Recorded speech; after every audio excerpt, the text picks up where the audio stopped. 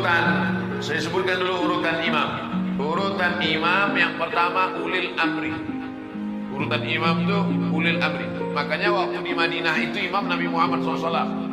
Sakit Nabi Muhammad baru disuruh Nabi Abu Bakar jadi imam. Abu Bakar jadi imam sampai meninggal baru digantikan Sayyidina Umar. Umar meninggal digantikan Sayyidina Utsman. Utsman meninggal digantikan Sayyidina Ali. Pemimpin negeri sekaligus pemimpin sholat. Lalu kemudian imam yang kedua imam ratib. Imam ratib imam yang ditunjuk oleh negara. Kalau di Maroko imam itu PNS, ditulis pengumuman penerimaan imam. Kenapa begitu? Maka dia ada fit and proper test, dilatih, ditanya, dites hafalan Qurannya berapa, suaranya macam mana. Kadang kita kalau sholat di pinggir jalan mau pergi jauh, mampir kita di masjid, macam-macam bunyi imam. Wal maghdubi alaihim waladdallin, amin. Bismillahirrahmanirrahim. Ijazah atau semua. Tak ada huruf zal. Bapak, ya. Kenapa dia maju jadi imam? Syukur dia maju, Pak. Kalau tak ada dia, tak ada sholat. Tak ada fit and proper test imam. Oleh sebab itu imam yang pertama ulil amri, yang kedua imam ratib, imam yang ditunjuk. Tidak boleh orang maju ke depan. Siapapun yang datang ke Masjid Jamiatul Taqwa ini, datang ustaz dari Jakarta, sorbannya 4 lapis macam ban Vespa, tak boleh dia maju ke depan kalau tidak diizinkan oleh imam ratib. Makanya tadi sebelum sampai kemari saya pesankan Ustaz Iqbal nanti yang maju ke depan imam ratib aja, imam tetap. Baik. Oleh sebab itu imam ratib kita. Nah, tadi pertanyaannya, orang yang sudah tobat bolehkah dia jadi imam? At-taibu minadz-dzambi kama la dzambala. Orang yang sudah tobat, dulu sabu-sabu, narkoba, bezina, perampok, garong, semua sudah dia buat. Tobat nasuha, maka dia sudah suci sesuci-sucinya. Innallaha la yaghfiru ayyushraka bihi wa yaghfiru ma duna dzalika liman yasha. Allah tak menerima ampun dosa syirik, adapun dosa selain itu diampunkan Allah Subhanahu wa taala. Illa man taba, orang yang bertaubat, wa amana, beriman, wa amila amalan salihah, beramal soleh. Taubat dia, beriman dia, beramal soleh dia. Yubaddilullahu sayyi'atihim hasanat. Semua dosa-dosanya dulu diampunkan Allah, dijadikan kebaikan. Makanya kita yang jadi makmum, kalau ada imam tobat bertatu dia, antik dia, maju dia jadi imam, tak usah kita permasalahkan. Jangan nanti Assalamualaikum warahmatullahi wabarakatuh. Ini nampaknya tak sah ini imam ini bertatu, antik masih berlobak telinganya. Ini nampaknya imam ini mantan funky ini, anak funk ini. Jangan, tak usah permasalahkan lagi, karena dia sudah tobat nasuha. Ada di Jepang itu Yakuza itu semua badan ini bertatu. Yang tak bertatu cuma lubang hidungnya aja, sampai ke muka-muka ini bertatu semuanya. Tobat imam di Jepang itu tetap jadi imam, tak ada dipermasalahkan. Tato tidak menghalangi wudhu masuk ke dalam.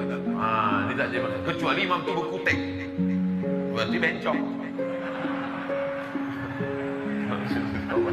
Kutek menghalangi wudhu, tak bisa masuk. Adapun tato tak menghalang, tak usah dipermasalahkan. Begitu Pak. Kita lanjutkan. Pak Ustadz, saya mau tanya, apa hukumnya seorang istri yang ditinggal pergi suaminya selama 4 tahun? Berarti suaminya Pak Toib. Selama itu tak ada nafkah lahir batin dan suaminya. Apakah sudah jatuh talak kepada istrinya Pak Ustadz? Ditinggalkan suaminya 1000 tahun, tidak jatuh talak. Mana bisa 1000 tahun? Umur cuma 64. Itu pun kalau tak kena corona. Talak baru jatuh kalau diucapkan laki-laki atau diserahkannya ke hakim. Hakim yang menjatuhkan. Makanya ada namanya sighah ta'liq. Di Medan kalau habis akad ada sighah ta'liq. Ada.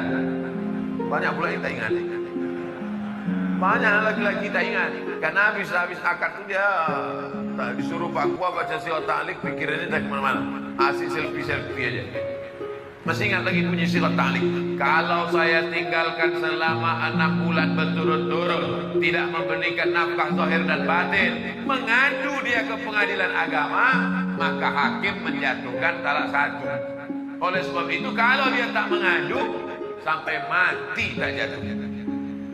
Perempuan mesti mengadu dia ke pengadilan agama. Begitu prosesnya. Ini pertanyaannya, ditinggalnya 4 tahun. Selama itu tak ada nafkah dan batin. Apakah jatuh? Tak jatuh kalau tidak tak mengadu. Maka perempuan mesti punya keberanian untuk mengadukan si Fir'aun yang tak balik-balik 4 tahun.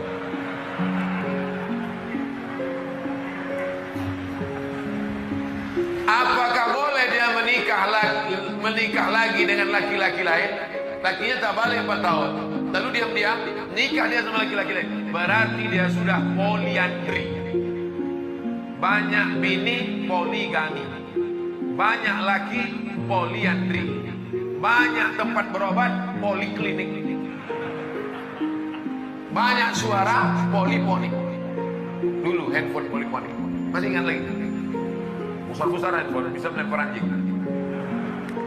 Nah, oleh sebab itu makanya kalau dia mau selesai, dia pergi ke pengadilan agama.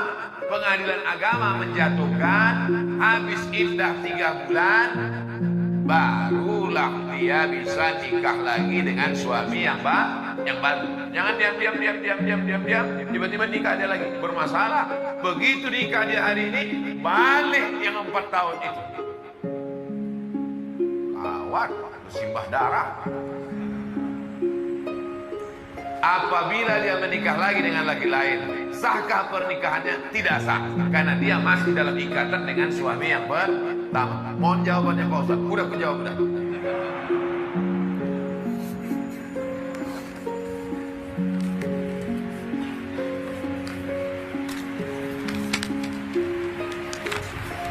Nama Salmiati, alamat Besilah. Ada seorang sultan. Sultan ini Sultan Langkat. Di atas Medan ini Langkat kan? Sultan Langkat. Di bawah Langkat ini Sultan Delhi. Di bawah Delhi ini Sultan Serdang. Di bawah Serdang ini Sultan Asahan. Itu 4 kerajaan Melayu besar di Sumatera Timur. Eskos namanya, Pantai Timur. Langkat, Delhi, Serdang, Asahan. Sultan Langkat ini orangnya alim, namanya Sultan Musa. Sultan Musa ini ikut tarekat Naksabandiyah yang dibawa oleh Syekh Abdul Wahab Rokan. Lalu kemudian dikasihnya tanah luas. Tuan Syekh, ini tanah luas, supaya Tuan Syekh tak pergi kemana-mana. Dipejamkan Tuan Syekh Abdul Wahab Rokan matanya, nampaknya pintu masuk Masjidil Haram. Dikasihnya lah nama pintu masuk itu ke kampung itu. Pintu masuk Masjidil Haram itu namanya Babus Salam. Maka aku kasih nama lah kampung ini Babus Salam. Ada orang Melayu payah dia nyebut Babus Salam. Kau nak kemana? Besilah. Ulama-ulama dulu itu pejamnya mata nampak Babus Salam. Kita sekarang pejam mata nampak gaji 13. Yang PNS, saya tak PNS lagi. Hah? Apakah orang yang meninggal karena COVID bisa disolatkan dengan solat qol? Solat qol itu solat apa? Solat gaib. Oh, saya baca pula gitu Q. Solat gaib. Jadi kalau ada orang meninggal kena COVID, setelah digulung sama dokter di rumah sakit pakai plastik itu, udah digulungnya pakai selasiban itu, tak bisa lagi disentuh, masuk di dalam mobil ambulan, sholatkan aja dari luar mobil tuh. Kalau dikasih dokter, kalau tidak dikasihnya, langsung dikuburkannya, dikebumikannya, maka anak menantu, cucu, cicit, kawan, jiran, tetangga, sholat dari atas. Ini kubur. Sana kiblat, ini kubur, ini kepala jenazah, ini kakinya. Kalau dia laki-laki, berdiri pas di arah kepala. Kalau jenazah itu perempuan, berdiri pas di arah pinggang. Sholatlah di atas, di atas kubur itu sholat. Allah usolli ala hadil janazah arba'at takbiratin fardul kifayah. Makmuman atau imaman lillahi ta'ala. Allahu Akbar. Fatihah, Allahu Akbar, selawat, Allahu Akbar, Allahumma firlahu warhamhu, Allahu Akbar, Allahumma la tahrimna ajrahu, dan seterusnya. Berapa hari Pak Ustaz? 3 hari 3 malam. Masih bisa. Mana dalilnya? Dalilnya begini. Datanglah Nabi bertanya, datang tukang sapu masjid. Mana perempuan tukang sapu masjid ini yang kemarin nampak aku, kata Nabi. Kata sahabat, udah meninggal dia ya Rasulullah. Kenapa kalian tak kasih tahu aku? Untuk apalah kami kasih tahu? Dia kan cuma tukang sapu, orang remeh-temeh sepele. Nabi minta tunjukkan mana kuburnya. Ditunjukkan. Nabi langsung sholat jenazah di atas kuburnya. Maka kata ahli fikih, masih tetap bisa sholat jenazah 3 hari 3 malam. Bagaimana kalau anak menantunya jauh? Datang sesudah seminggu. Pakai pendapat fatwa ulama yang kedua dalam kitab fikih, masih bisa disolat jenazahkan selama jenazahnya belum hancur dimakan cacing tanah. Masih tetap bisa sholat jenazah. Nah, jadi yang 3 hari 3 malam masih bisa, yang sudah lewat itu pun masih bisa sholat di atas kubur. Yang berkecil hati. Tapi kalau jenazahnya di Papua, anak menantu jadi Medan, naik pesawat 8 jam, rapid test, pas dites positif pula dia. Nauzubillah. Oleh sebab itu maka dia sholat gaib saja dari Medan. Aku sholat gaib untuk almarhum Fulan bin Fulan di sana. Jadi dua-dua bisa dilaksanakan. Sholat yang tak gaib bisa dilaksanakan di atas. Jangan bersedih hati karena banyak ini anak cucu keturunan jiran tetangga kawan merasa sedih karena tak bisa sholat jenazah. Bisa dilaksanakan dari atas. Wallahu a'lam bishawab. Ini tentang sholat gaib. Apakah orang yang meninggal boleh disolatkan berulang kali? Boleh sholat jenazah berulang kali, boleh sholat gaib berulang kali, bolak-balik. Nabi Muhammad SAW itu jenazahnya tak dibawa keluar. Jenazah Nabi itu di dalam kamar itu kecil. Maka berganti-gantian sahabat sholat keluar, berkeloter. Yang tak boleh berkali-kali itu menyembelih binatang. Tak boleh. Binatang kalau sudah disembelih diangkat pisau, haram hukum. Makanya pisau itu tak boleh. Tak boleh ditarik sekali. Nah, tengoklah video saya yang motong-motong kurban.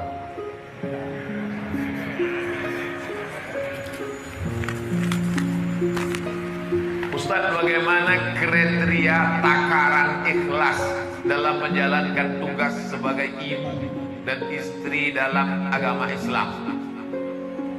Ibu sebagai ibu, besarkan saja anak-anak ibu itu supaya ibu dapat amal jariah. Mak saya mengandung saya, menyusukan saya, melahirkan saya, meninggal dia. Sekarang saya ceramah hari ini nanti 3 kali, pagi, siang, sore. Macam makan obat ceramah ini. Mengalir pahalanya, lapang kuburnya. Walaupun dia tak pernah mengajar saya sampai S1, S2, S3, tapi dia menyuruh, sekolah kau nak. Dulu kalau pagi duduk depan rumah, lewat anak santri pesantren, apa kata dia? Kau mesti masuk pesantren. Begitu saya ada adiknya yang doktorandus tamat dari IAIN, kau nanti mesti doktorandus. Begitu dia tahu ada orang sekolah di Makkah, kau nanti mesti sekolah ke Arab. Nah, jadi ibu kasih motivasi, serahkan pada Allah Ta'ala, mengalir pahalanya. Itu sebagai ibu. Ibu besarkan saja anak-anak itu lillahi ta'ala, maka dia pun akan menjadi anak soleh solehah, mengalir pahalanya. Ummuka, siapa lagi ya Allah? Ya Rasulullah, ummuka. Siapa lagi ya Rasulullah? Ummuka. Itu hebatnya ibu-ibu. Maka ibu, saya yakin dan percaya, ibu-ibu mengandung itu adalah ikhlas.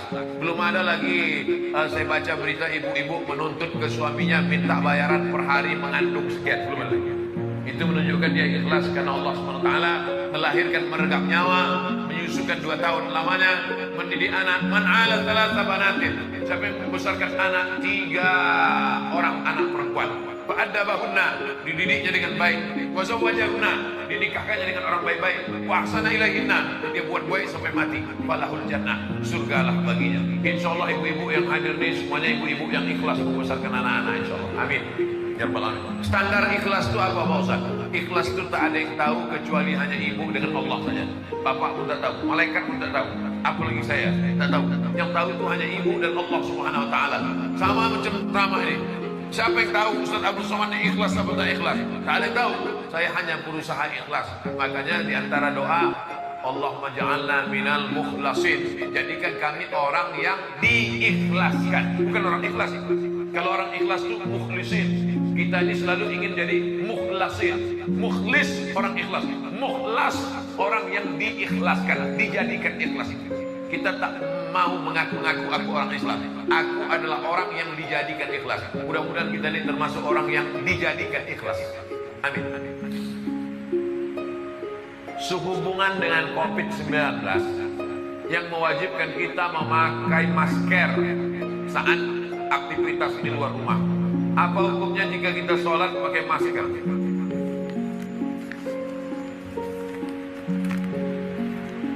Sholat pakai masker hukumnya sah. Tapi wajah tertutup Pak Ustaz, tak ada dalil mengatakan wajah tertutup sholat jadi batal. Apalagi karena pakai masker ini bukan gaya-gaya. Pakai masker ini karena darurat. Ad-darurat tubihul mahzurat. Darurat, emergensi, membolehkan sesuatu yang tak boleh. Andai tak boleh menutup wajah ini, tetap boleh karena darurat. Hidung tak menempel Pak Ustaz. Hidung menempel ke lantai bukan rukun, bukan syarat, bukan wajib. Menempelkan hidung ke lantai bukan rukun, bukan syarat, bukan wajib, tapi sunat. Seelok-elok, seabdol-abdolnya kening menempel, hidung menempel. Orang-orang Arab itu saya tengok tak terlalu susah dia menempelkan hidung. Sikit aja. Kita mah payah banget. Jangan tengok orang-orang Arab semua itu. Sikit aja kena. Kita terpaksa ditekuk baru kena. Menempelkan hidung ke lantai bukan rukun, bukan syarat, bukan wajib. Sunat. Maka kalau meninggalkan sunat pun hanya makruh. Meninggalkan yang wajib haram, meninggalkan yang sunat makruh. Tapi karena darurat, di dalam keadaan darurat, yang darurat membolehkan, yang terlarang sekalipun boleh. Makan babi boleh apa tak boleh? Tak boleh. Kalau darurat boleh. Kenapa kau makan? Darurat. Pilihannya cuma dua, mati atau makan babi. Boleh kita pilih mati? Tak boleh. Makanlah babi itu sementara dapat pisang. Tapi kalau datang pisangnya kau makan lagi. Kenapa kau makan ini? Darurat. Tapi ada pisang, enak pula kurasa. Tak boleh. Ustaz, saya ada utang dengan orang. Saya bayar utang saya. Tapi karena ada pandemi ini, pandemi itu wabah. Pandemi itu artinya wabah yang menyebar, itu pandemi. Dan banyak juga orang sekarang pandemi, kata orang pandemi gitu deh. Entah apa pandemi, entahlah pokoknya pandemi. Pandemi itu wabah yang menyebar. Saya ada utang dengan orang, saya mau bayar utang saya. Tapi karena pandemi ini pemasukan saya berkurang, jadi saya bayar semampu saya. Tapi orang ini selalu menyumpahi saya. Apakah sumpahnya itu dikabulkan Allah?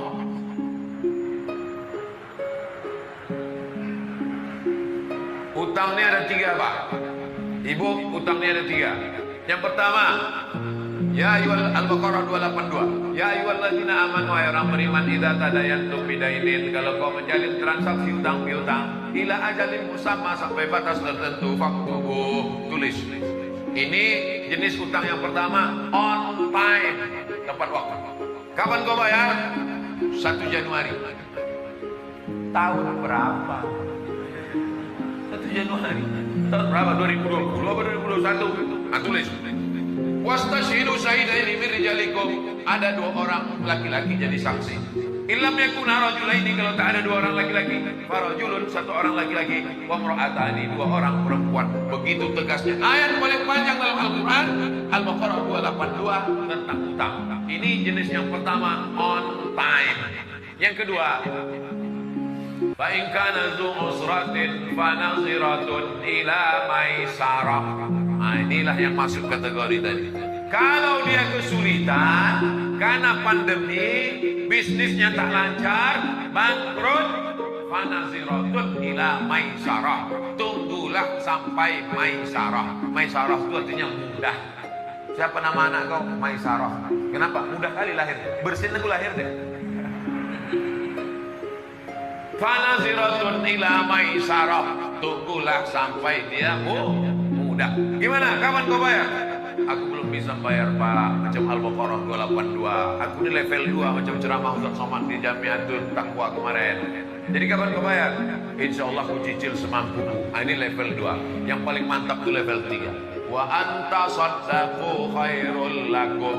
Kalau kau sedekahkan itu lebih baik. Kapan kau bayar? Aku tak sanggup bayar. Kalau gitu kau ambil aja lah aku sedekah.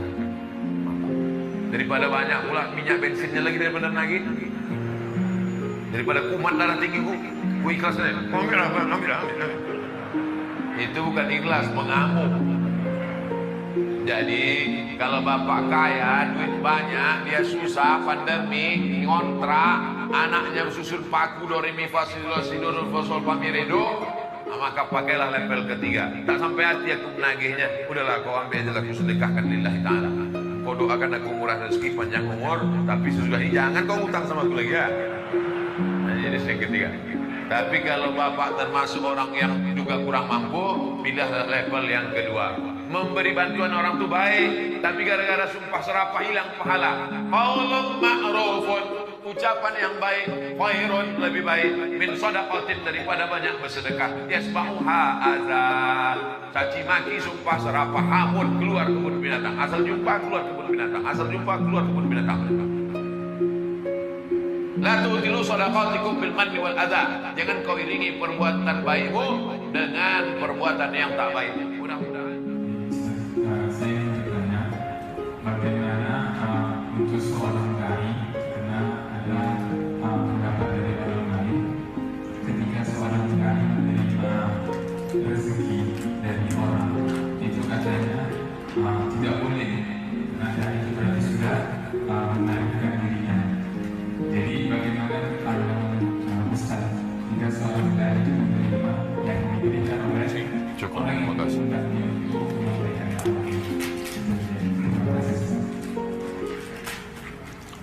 Ittabi'u man la yas'alukum alaihi ajra.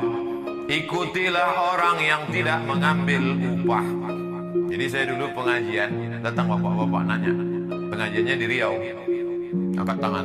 Ustaz, ada yang mau kutanya. Apa Pak? Dalam surat Yasin kan ada itu. Ittabi'u man la yas'alukum alaihi ajra. Ikutilah Nabi Muhammad yang tak mengambil upah.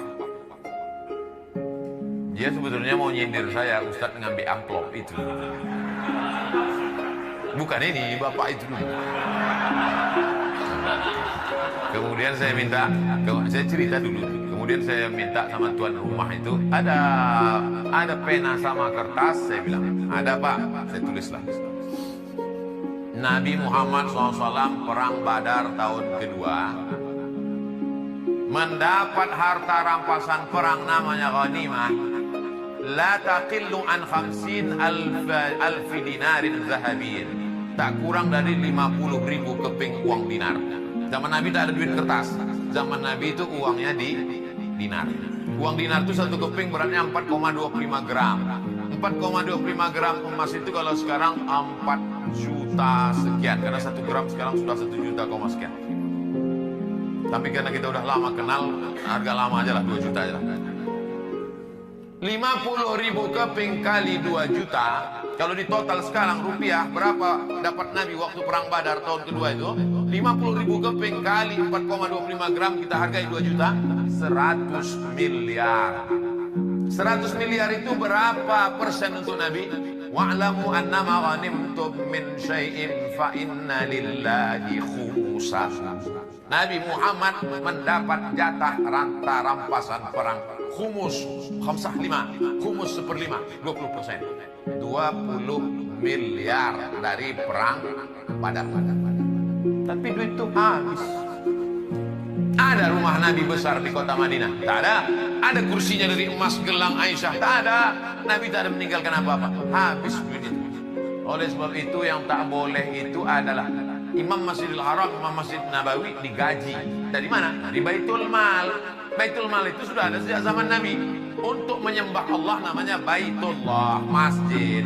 Untuk gaji imam, gaji khatib, gaji guru agama diambil dari Baitul Mal. Bait rumah, mal harta. Baitul Mal itu diambil dari 7: zakat, wakaf, infak, sedekah, wasiat, hibah, ghanimah. zakat, wakaf, infak, sedekah, wasiat, hibah, ghanimah. Ditumpuk di Baitul Mal untuk menggaji itu. Bisa nggak Pak Ustadz kalau kita khotib Jumat sama penceramah di Medan, di Sumatera Utara, tak usah lagi dikasih honor? Bisa. Kalau begitu dibuat satu pintu. Semua orang Islam zakatnya potong atas, diserahkan ke Baitul Mal. Buat Baitul Mal Sumatera Utara. Di Baitul Mal itulah semua digabungkan, zakat, wakaf, infak, sedekah, wasiat, hibah, ghanimah tak ada lagi karena kita tak perang. Lalu digaji secara pokok. Bisa. Yang tak boleh itu kita mematok. Kalau kalian mau mengundang aku, kirim DP, kirim tiket pesawat, mesti duduk ini, itu yang tak boleh. Saya sampai hari ini diundang orang belum pernah lagi minta mesti pesawatnya harus ini, duduknya kursi ini, tidak pernah. Oleh sebab itu sebelum saya patok ini undang-undang lah. Makanya saya buat tuh video pendek. Saya Abdul Somad, dimanapun ceramah dari Sabang sampai Merauke, sampai ke Australia, sampai ke Eropa. Kalau ada orang mengatasnamakan saya, meminta DP, meminta tiket pesawat harus eksekutif, harus itu bukan. Berarti penipu, pembohong. Banyak juga jamaah yang tertipu. Oleh sebab itu, yang tak boleh itu dia patok, dia bandrol, dia bahwa ada orang mengasih, alhamdulillah. Bahwa tak ada orang mengasih, nauzubillah.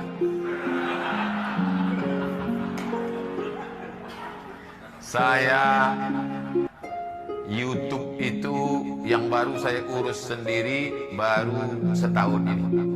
Itu totalnya dapat sekitar 400 juta. Duitnya habis semua untuk membeli sembako dibagi tiap bulan untuk fakir miskin. Jadi kalau Bapak Ibu mau nonton YouTube pengajian saya, itu sama dengan Bapak Ibu memberi sembako, habis tak saya ambil duitnya. Tanya tim media, transfer langsung ke yayasan, habis dibagikan ke fakir miskin. Oleh sebab itu, subscribe, like, and share. Apa lagi yang perlu? Tak perlu saya rumah besar, tak perlu ada mobil mewah, tak perlu pakaian, cukuplah. Ini baju dikasih orang, celana dikasih. Wallahu a'lam. Baik. Kita batasi sampai ini yang kedua, tinggal pusat. Ya, nanti Bapak sampaikan. Mau sampai bisa lebar. Assalamualaikum. Waalaikumsalam warahmatullahi wabarakatuh. Waalaikumsalam warahmatullahi wabarakatuh. Kami yang fokus di sini sangat senang. Alhamdulillah. Hadir memberikan usia. Alhamdulillah. Pertanyaan saya, menghadapi akhir zaman, tentunya kita Islam punya banyak PR. Begitu banyak yang membenci kita, begitu banyak musuh yang menyerang kita. Apa Ustaz solusinya bagi umat Islam khusus di Indonesia yang merupakan salah satu populasi terbesar muslim dunia, yang firqah terlalu banyak, kelompok terlalu banyak, sampai kita terpecah. Sehingga solusinya bagaimana kita bersatu menghadapi tantangan di akhir zaman. Saya kira itu. Terima kasih. Assalamualaikum warahmatullahi wabarakatuh. Waalaikumsalam warahmatullahi wabarakatuh. Sekarang tak ada lagi PR karena semuanya belajar online, daring. Tapi kita punya beban yang luar biasa. Maka Islam mengajarkan inja akum fasikun, kalau datang orang membawa berita macam-macam, fatabayyanu, klarifikasi. Datang orang memfitnah saya macam-macam, saya silaturahim ke kiai-kiai, silaturahim ke kiai fulan, silaturahim.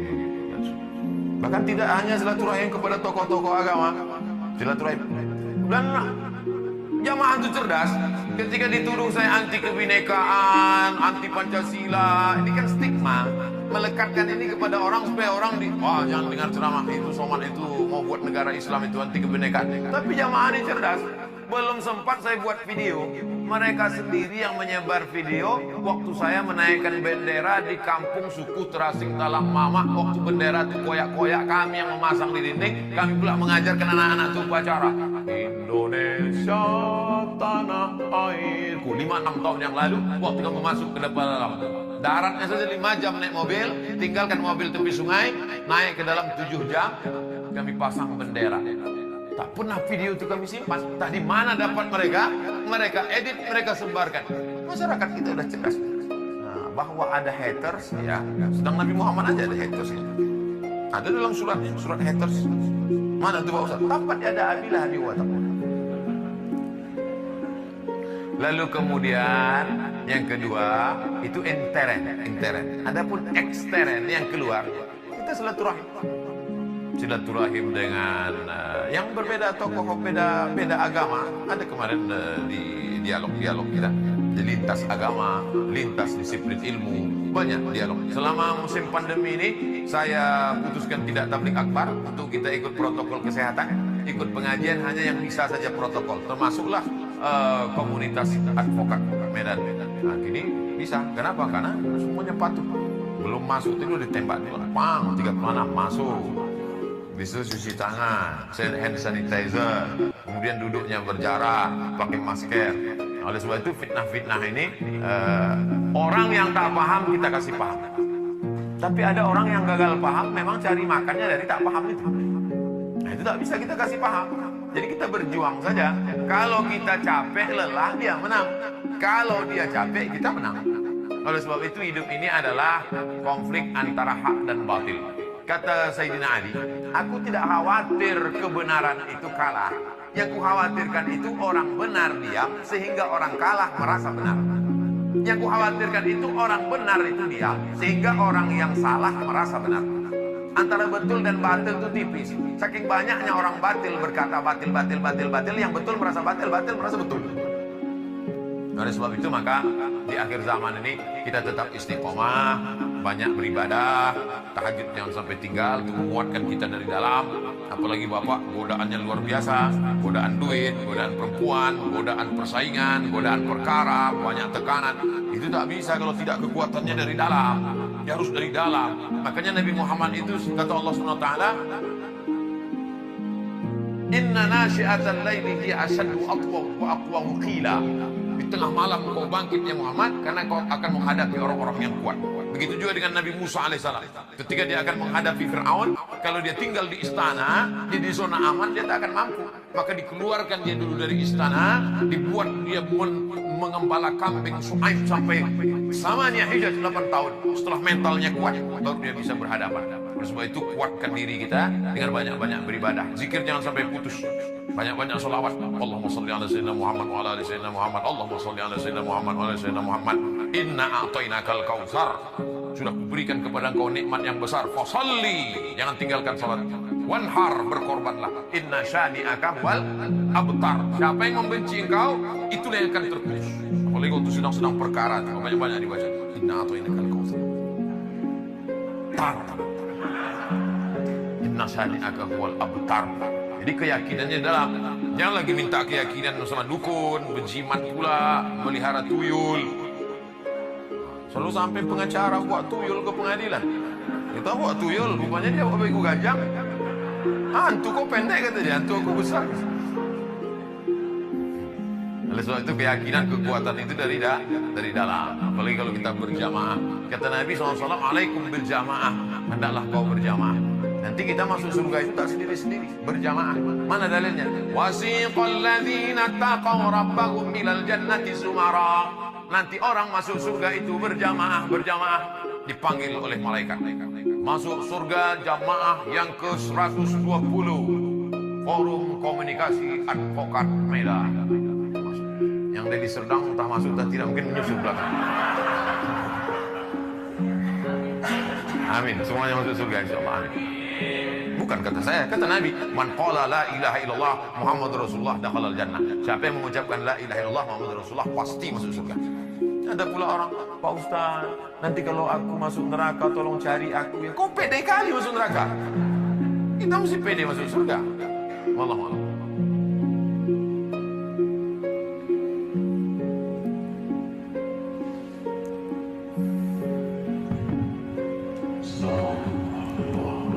Waalaikumsalam warahmatullahi wabarakatuh.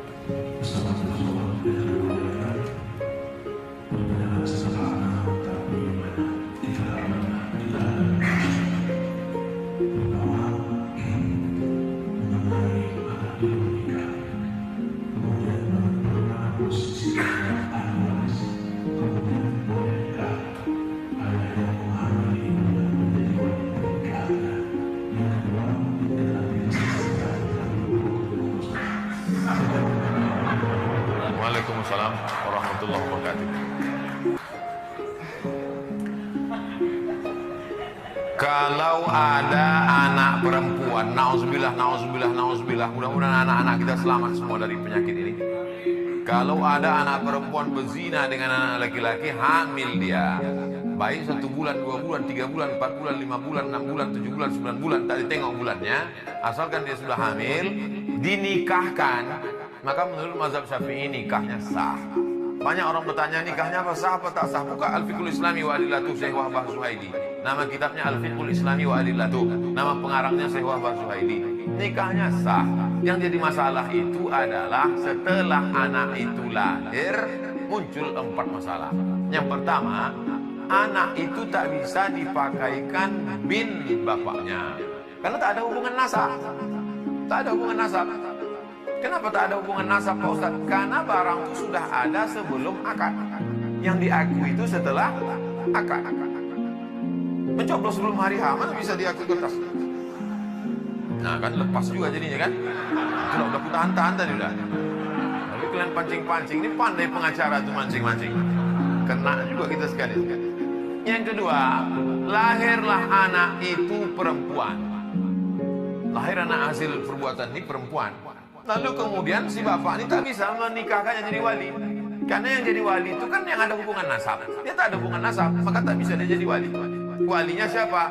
Fasultanu waliyun man la waliyalaha. Yang menjadi walinya adalah sultan. Sultan itu maksudnya apa? Sultan Delhi. Kalau dulu waktu masih kerajaan Melayu Delhi, Sultan Delhi itulah menikahkan orang yang tak punya wali. Bukan Sultan Jorgi.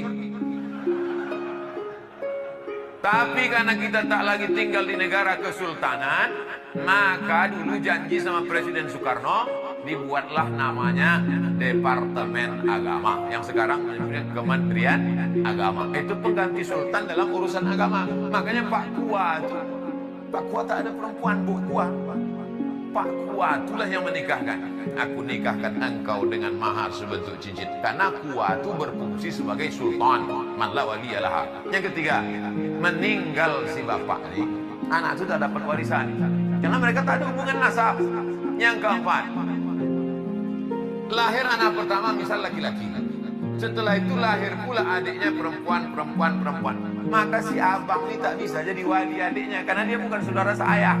Yang bisa jadi saudara sewali itu saudara seayah yang bisa mewalikan. Saudara seemak tak bisa jadi wali. Jadi zina ini efeknya itu banyak sekali. Oleh sebab itu saya sampaikan ke jamaah, kalau dulu pernah bersalah 20-25 tahun yang lalu, jangan buat kesalahan lagi. Jangan kau akadkan, mengakulah ke Pak Kua, bilang Pak Kua, nanti anakku ini tak bisa kualikan Pak Kua. Nanti pada hari pernikahannya itu aku pura-pura mencret nanti Pak Kua. Kata Pak Kua, bukan cuma kau, rata-rata begitu orang ini, kata dia. Udah tahu aku itu udah semua, udah cincailah tuh, aku nanti nikahkan, selesai itu. Asal kau tambah aja lah bayaran nih, kata dia. Pak Kua. Oleh sebab itu jangan lagi diulangi kesalahan. Karena nikah itulah nikah illa biwaliyin, tidak sah nikah kecuali dengan wali wa syahidai adlin dan saksi yang adil. Itulah yang saya pahami, itulah yang saya pelajari, itu yang saya sampaikan. Kalau ada pula ustaz yang berani menyampaikan, ajra'uhum lil fatwa ajra'uhum lin nar. Orang paling berani berfatwa, itulah orang paling berani masuk neraka. Saya banyak cakap saya itu orang tersinggung perasaan, tak senang dia, apa boleh buat? Saya menyampaikan aja. Mau dia, alhamdulillah. Tak mau dia, tadi undang sekali lagi. Itu saja. Di mana-mana begitu. Banyak orang Ustaz Somad itu saya diundang lagi. Masalah aja itu. Orang sama saya ini banyak benci tapi rindu. Demikian. Tentang masalah foto tadi, nanti saya duduk di sini dengan bapak-bapak ketua. Kemudian ada mungkin di ini, lalu di belakang ada, depan ada. Tetap kita jaga supaya tak jadi fitnah. Karena tidak nanti Abdul Somad menebarkan ini supaya ditangkap polisi pula. Tapi saya tak apalah ngeri-ngeri kali karena banyak pengacara kan. Wallahu a'lam.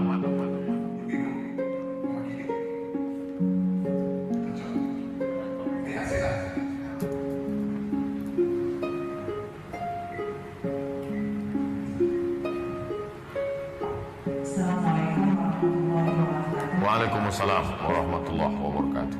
Tadi ada Ustaz Masri tentang profesi, misalnya seperti advokat tadi, bahwa ada beberapa yang istilah advokat ini yang berprofesi di sini bukan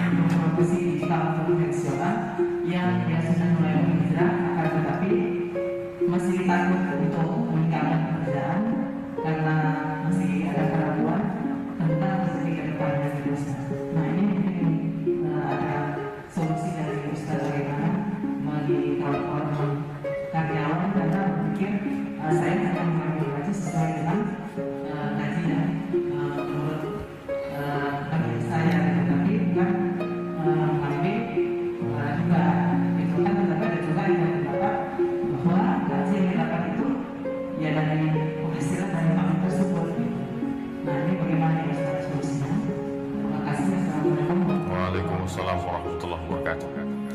La'anallahu akilar riba, Allah melaknat orang yang makan riba. Wa mukilahu, orang yang dikasih makan riba, orang yang mewakilkan transaksi riba. Wa syahidaihi, wa katibahu, orang yang menulisnya, pegawai pencatatnya. Wa syahidaihi, dua saksinya. Kulluhum sawa, semuanya sama. Hadis Nabi. Oleh sebab itu maka dia hijrah ke bank syariah. Simpelnya begini. Saya mau beli mobil 200 juta misal. Assalamualaikum Pak. Waalaikumsalam. Saya mau minjam duit 200 juta, kasih, bayar 250. Yang 50 itu riba. Duit pinjam duit riba. Kenapa ketika di bank syariah dia menjadi halal Pak Ustaz? Nih, orang yang berpikiran simpel yang tak paham, di sini letaknya. Assalamualaikum bank syariah. Waalaikumsalam. Saya mau pinjam duit 200 juta. Kata bank syariah tak boleh kami ngasih duit, karena duit dengan duit riba, haram. Bapak 200 juta itu apa? Untuk beli mobil. Maka bank syariah membeli mobil itu secara cash. Bank syariah membeli mobil itu ke dealer secara cash. Setelah itu dijualnya mobil itu ke saya secara angsuran. Maka akadnya uang dengan uang atau uang dengan barang? Uang dengan barang. Sudah saya tulis itu di Google. Tulis di Google. Cuma masalahnya tak pula bisa handphone ini dari tadi. Iya, gangguan itu dari Pekanbaru kebakaran. Nanti tulis di Google Somad Morocco. Morocco MOROCCO. Morocco itu tempat saya kuliah dulu. Karena kalau dibuat Somad aja banyak kali Somad di Indonesia ini. SOMADMOROCCO spasi kredit. SOMADMOROCCO spasi kredit. Situ saya jelaskan ada 3-4 fatwa. Uang dengan uang riba, uang dengan barang tak riba.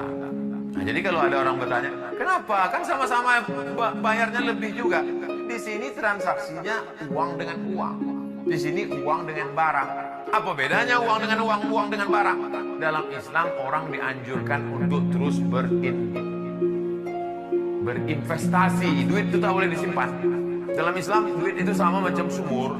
Sumur itu kalau airnya disimpan bau dia minyak. Tapi kalau airnya dikuras terus mengalir. Makanya orang yang punya duit dia tidak menyimpan duit, tapi diinvestasikannya dalam bentuk usaha, mudharabah, murabahah, bagi hasil. Nah, begitu simpelnya begitu. Jadi tidak bisa orang katakan, ini kan kerja saya profesionalisme sajalah. Tidak, karena 4 itu kena. Yang makan riba, yang dikasih makan, yang menjadi saksi, yang mencatat. Ustaz Somad itu ceramah aja. Buktinya dia diceramah juga tuh di bank-bank konvensional. Kalau saya ceramah di bank konvensional, amplopnya itu saya tulis di situ bank konvensional. Tak saya ambil duitnya. Duitnya itu saya serahkan untuk beli beras. Seumur-umur saya ceramah tak pernah saya ambil duit dari bank konvensional. Beli beras sembako bagi. Tulis, semua balik itu tulis. Kalau dia transfer saya tulis. Tengok berapa dia transfer, sekian, tulis. Pernah saya ceramah dikasih kue kotak. Waktu itu sedang puasa, sore jam 5. Ceramah jam 5 kasih kue kotak. Pas mau saya makan, pas mau buka puasa, aku ambil kue kotak. Ustaz Somad bawa kue kotak, saya bawa kue kotak ini. Maksud saya mau saya kasih nanti ke anak-anak yang ada jual koran di lampu merah. Pas sore itu tak ada satu pun jual koran. Macam tahu pula mereka saya bawa kue riba. Sholat maghrib saya ceramah. Habis sholat maghrib langsung isya. Habis isya tanya jawab. Pulang saya bawa. Itu tetap. Sampai akhirnya berhenti saya mau makan di pinggir jalan. Pas mau berhenti mau makan, nampak saya lah tukang kuaci. Saya tanya, Bapak tinggal di mana? Saya tinggal di Jalan Paus. Simpang Jalan Nangka di Pekanbaru. Apa kerja? Jual kuaci. Ada laku? Ada. Tak jadi saya makan, saya antar lagi itu, saya kasih kue itu semua.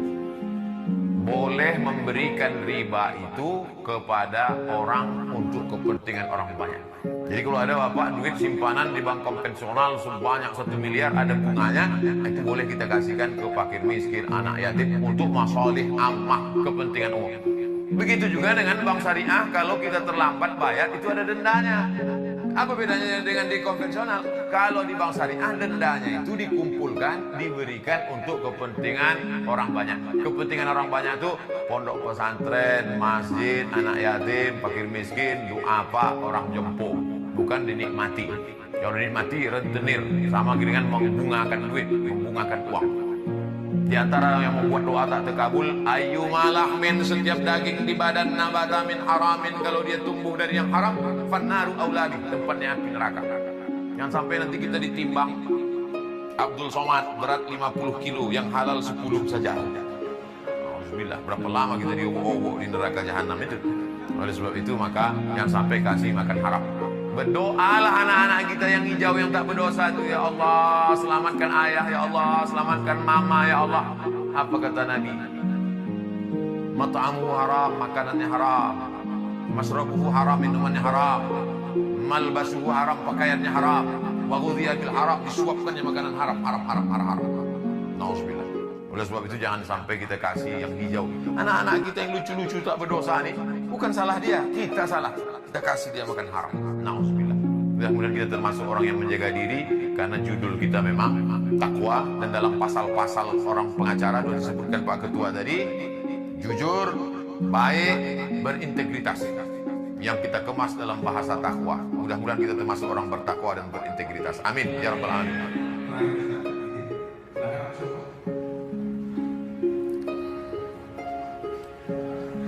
Assalamualaikum warahmatullahi wabarakatuh. Waalaikumsalam warahmatullahi wabarakatuh. Terima kasih kepada Ustaz Abdul Somad, karena saya sering melihat Ustaz di video di YouTube dan di Facebook. Alhamdulillah. Ustaz salah satu Ustaz saya tahu. Barakallah. Jadi ini Ustaz, kebetulan saya ini seorang advokat dan juga sekaligus seorang muslim.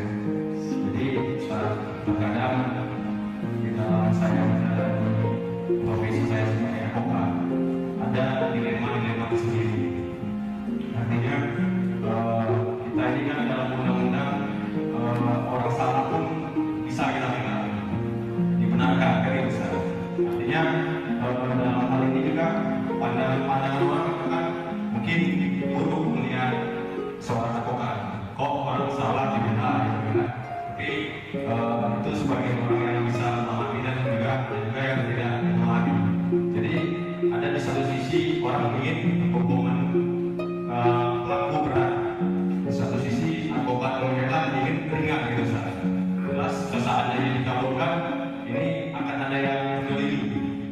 Jadi pertanyaannya ini Ustaz, bagaimana hukumnya honor yang kita terima seandainya itu dikabulkan ringan, dan seandainya honor itu kita terima dan kita keluarkan uang pendapatan atau jangan yang besar.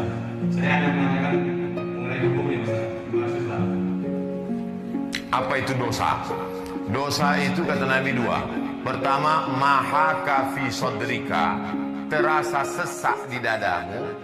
Wa takhafu ayattali'a alaihi nas, kau takut itu diketahui orang banyak. Itulah dosa. Jadi dalam lubuk hati kita yang paling dalam, paling kecil, ada terasa dua itu, berarti salah. Berpikir kita sejenak, bangun tengah malam atau selesai sholat, terasa itu di dalam, mahaka fi sodrika, terasa sesak di dadamu. Wa takhafu ayattali'a alaika nas, dan kau takut itu diketahui orang. Itulah dosa. Karena pertanyaannya tadi secara umum global, saya jawab secara global. Kalau bapak-bapak pengacara, lawyer, advokat sudah berijtihad menurut ilmunya, menurut pengetahuannya, maka dia kerjakan. Al-hakimu idza jitahada, orang berilmu kalau dia berijtihad, fa asaba ijtihadnya benar, lahu ajrani, dapat 2 pahala. Pertama, dia sudah mengerahkan kemampuannya menurut ilmu dia. Yang kedua, benar. Andai dia keliru, tersalah, tersilap bukan karena keinginan dia, maka dia tetap dapat 1 pahala karena dia sudah bekerja keras untuk melakukan itu. Karena kalau bapak tinggalkan ini, belum tentu pengganti bapak, orang yang akan duduk di posisi bapak, orang lebih suci, lebih bersih, lebih baik, lebih bertakwa, lebih adil, lebih berintegritas. Oleh sebab itu maka, kalau ada hal-hal yang syubhat, Yang abu-abu, innal halala bayyinun, yang halal itu jelas. Wa innal harama bayyinun, yang haram juga jelas. Wa bainahuma umurun mustabihat. Yang ragu-ragu itu yang abu-abu. Bagaimana kita sikap kita kepada yang abu-abu ini? Famanit taqas syubhat. Siapa yang meninggalkan yang syubhat, yang abu-abu ini, faqad istabra'a li dinihi wa irdihi. Dia sudah menyelamatkan agamanya. Itu tentang masalah ketika kita berijtihad menentukan sesuatu sesuai dengan ilmu yang ada pada kita masing-masing. Yang kedua tentang masalah honor. Halalkah menjadi honor pengacara? Pengacara itu adalah advice, penasehat bagi orang yang tak tahu hukum. Secara hukum ini begini Pak, ini begini menurut pasal ini, menurut undang-undang tahun segini, begini dia. Bukan menghalalkan yang haram, mengharamkan yang halal. Masalah jasa dalam Islam itu, jasa itu ada. Contoh, Abu Bakar Siddiq beserta sahabat Nabi pindah ke kota Madinah Al-Munawwarah. Ali bin Abi Thalib mengambil upah menimba air di rumah orang Yahudi, bukan orang Islam. Dilaporkan ke Nabi, ya Rasulullah, itu Sayyidina Ali menimba air di rumah orang Yahudi. Kata Nabi, tak apa-apa, boleh. Itulah dalil boleh bekerja di tempat orang non-muslim selama tidak terkait dengan makanan haram, benda haram, perbuatan haram. Jasa. Begitu juga ketika Nabi pindah itu, ada guide penunjuk jalan. Karena mereka waktu pindah dari kota Makkah ke Madinah itu ada guide penunjuk jalan, ini cerita tentang jasa.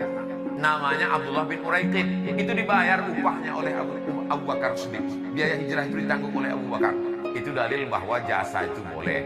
Dalam perjalanan dakwah Islam itu ada penunjuk jalan, ada pengutip zakat. Itu semuanya adalah jasa.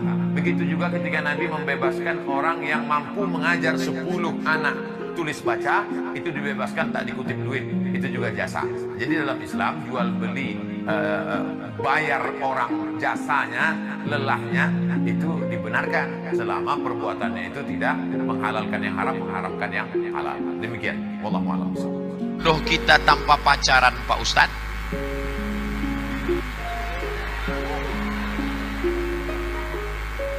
Ustadz Habib Kiai datang. Mereka punya banyak stok. Assalamualaikum Pak Ustadz. Ya, Ustadz punya pesantren kan? Punya.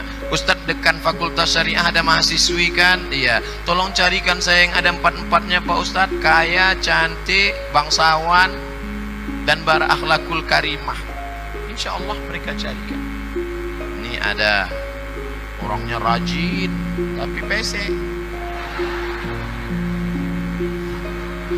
Ini ada orangnya mancung tapi nggak solehah. Oh, nggak mau juga. Ini yang ada.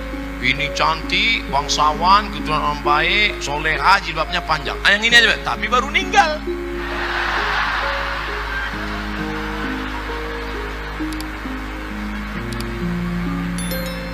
Kalau jodoh takkan kemana.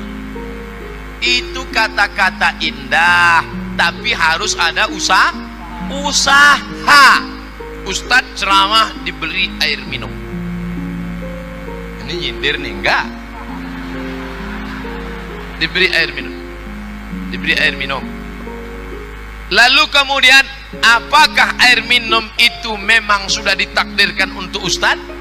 Iya. Coba kalau dia tidak mau berusaha menggerakkan gelas ke mulutnya, dia cuma melihat aja senyum. Masuk air itu ke mulutnya? Tidak, harus ada usaha. Anak-anak muda usaha. Enggak perlulah saya ajari anak muda. Tanya bapak-bapak. Bapak ini malah udah ada yang dapat 2, ada 3.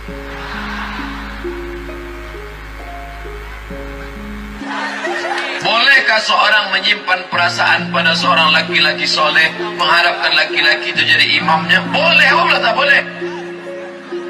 Cinta itu adalah anugerah dari Allah Subhanahu wa ta'ala. Suka tak bisa dipaksa. Bisa tak kita paksa? Kau harus suka, tak bisa. Jadi kalau ada rasa suka di dalam hati, itu tak bisa kita lawan selama sukanya kepada yang halal. Saya suka betul sama dia Pak Ustaz. Siapa tuh? Bini kawan saya. Oh, tak bisa. Itu harus kau lawan.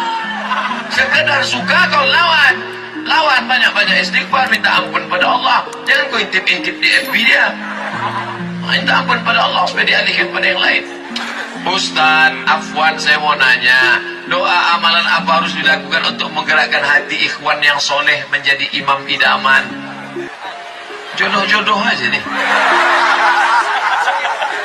Bersyukur kita anak-anak gadis kita pengajian, alhamdulillah. Bayangkan, dia ketik, dia tanyakan, kalian yang perempuan-perempuan, maka kalau datang pria-pria soleh ini meminang kalian, mereka datang ke ayah kalian mesti terima. Kalau tidak terima, takun fitnatun fil ardi wa fasadun arid, akan terjadi fitnah dan kerusakan yang besar. Apa fitnahnya? Sudah tak perlu lagi diceritakan. MBA, married by accident. Kalau mahar mahal, maka zina akan murah. Kalau jalan benar ditutup, maka jalan batil akan dibuka. Itu sudah menjadi hukum kebiasaan. Akhirnya anak lajang, anak gadis back street, back belakang street, jalan back street, jalan dari pintu belakang. Akhirnya bonceng ke sana, bonceng ke sini, bonceng ke sana, bonceng ke sini, masuk angin, bam. Akad nikah dalam keadaan marah. Aku nikah dengan anakku sudah sunai sampai datang semua dia. Saya seorang ikhwan. Kalau laki-laki ikhwan, kalau perempuan akhwat. Dalam Islam jenis kelamin cuma ada dua, ikhwan dan akhwat. Tak ada wanwat. Ikhwan dan akhwat. Saya ikhwan, berarti laki-laki. Saya ingin nikah, alhamdulillah. Cuma calon mertua saya minta resepsi. Bagus. Ada seorang sahabat Nabi namanya Abdurrahman bin Auf. Siapa namanya? Abdurrahman bin Auf. Tangannya kuning-kuning bekas minyak za'faran. Minyak za'faran dipakai ketika orang nikah. Nabi nanya, Abdurrahman bin Auf, iya, itu tanganmu kuning-kuning. Iya. Kamu nikah? Iya. Aulim walau bisatin, potonglah kambing. Kenapa nggak buat resepsi? Calon mertua minta resepsi, bagus. Tapi harus megah. Wa na'udzubillah.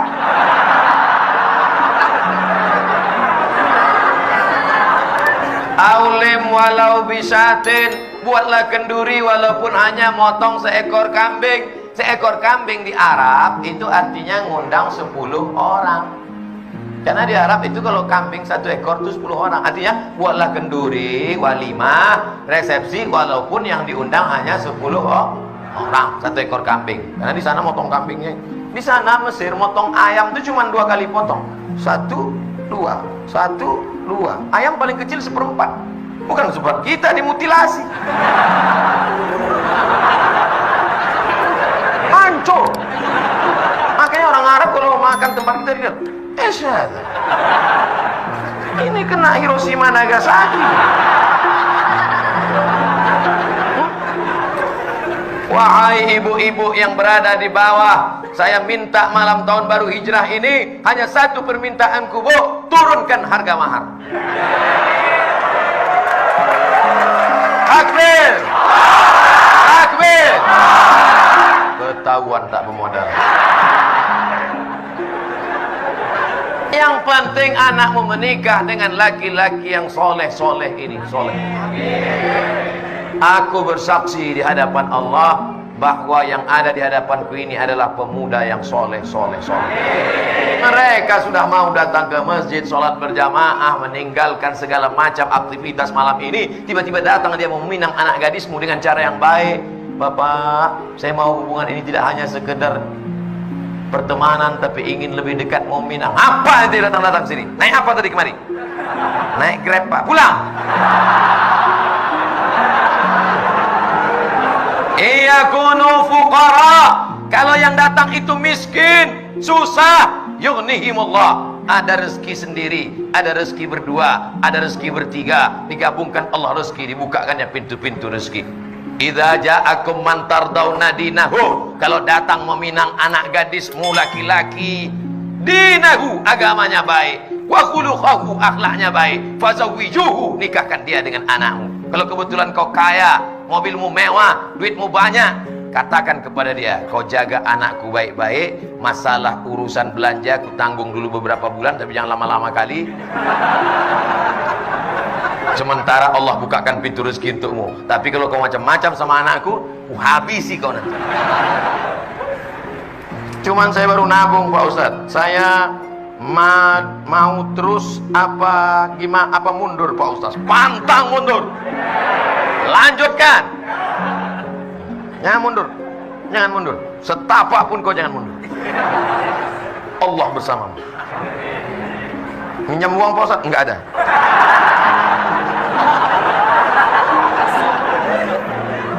Bagaimana caranya supaya doa cepat terkabul dan bagaimana supaya jodoh yang kita impikan cepat datang?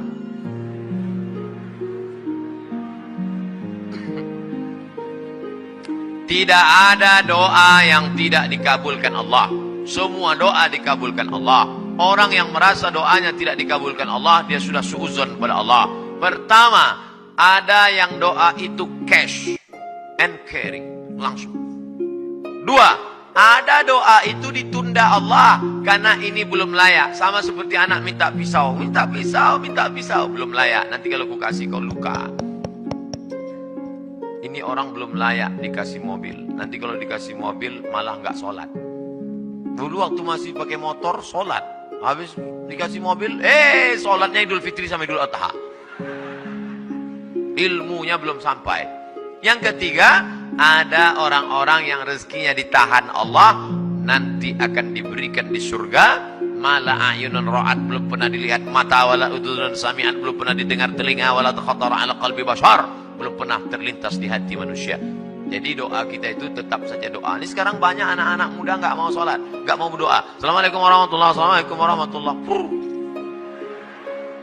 Oh, saya tanya, sampean orang dungo, kamu kok nggak berdoa? Oh, yang lama aja belum dikabulkan. Ngapain nambah yang baru loh? Doa. Orang yang nggak mau berdoa itu sombong, maka doa. Ustaz, boleh nggak kalau saya doa saya sebutkan orangnya? Ya boleh. Ya Allah, itu ada ketua BEM, orangnya ganteng. Rasanya kalau punya suami seperti dia, so sweet. Boleh, apa nggak boleh? Tolonglah kirimkan angin cinta ke hatinya. Tapi kalau dia tidak menerima, kirimkan angin puting beliung sekalian. Jangan, nggak boleh doa yang nggak baik. Andai dia tidak bersudi berterima, maka berilah yang lebih baik daripada dia, insya Allah. Maka kita minta pada Allah bukan yang kita mau, tapi yang dikehendaki Allah Subhanahu wa ta'ala. Makanya bapak-bapak kadang kalau dia nikah, istrinya biasa-biasa aja. Pas ditanya sama orang, Pak, istri bapak? Iya. Bapak ganteng kok bisa yang gitu? Itu yang paling indah menurut Allah. Itu artinya gagal dengan yang ayat.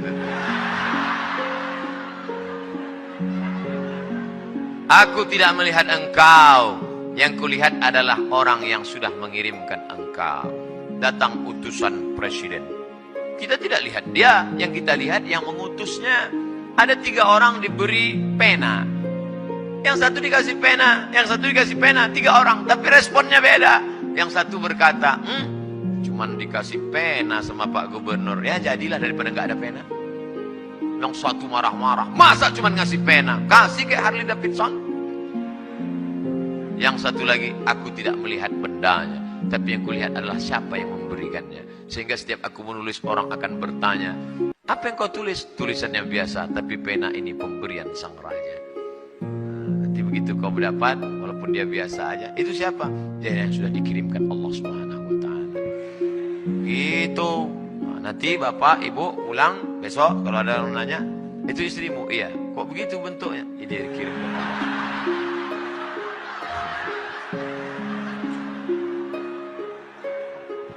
Jangan pernah kau berhenti bosan berdoa kepada Allah Subhanahu wa ta'ala.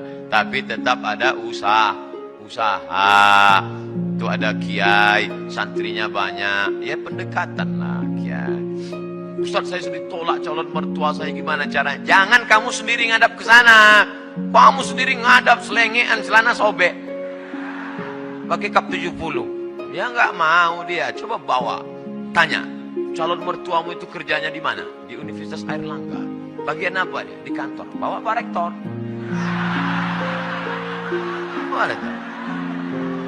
Pak.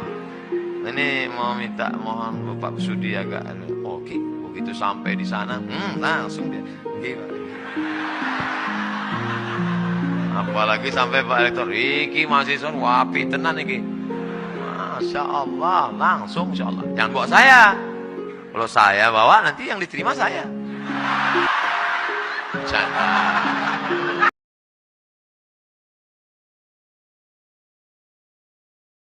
Sore teman-teman, jumpa lagi di channel Kadmin Official. Jangan lupa like, subscribe, dan komen. Kali ini saya mau panen timun buah pertama.